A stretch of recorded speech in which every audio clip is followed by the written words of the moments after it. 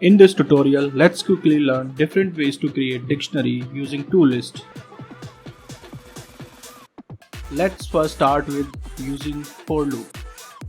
First create toList L1 and L2 of heterogeneous type. Now create an empty dictionary.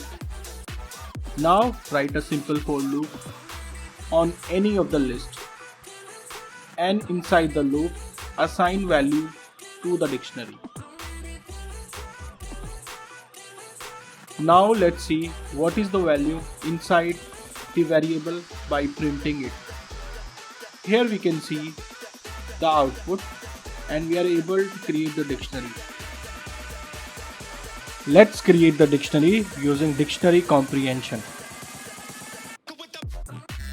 Create a variable and write dictionary comprehension, where we will write a loop over zip of L1 and L2, and then just write it as dictionary key and value before for loop.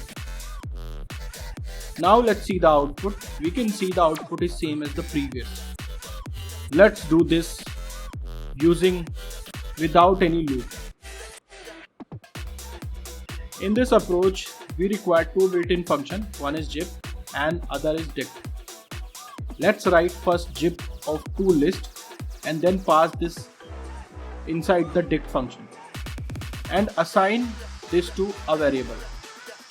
Now let's print the value of this variable, and we can see here the output is same as the previous two approaches.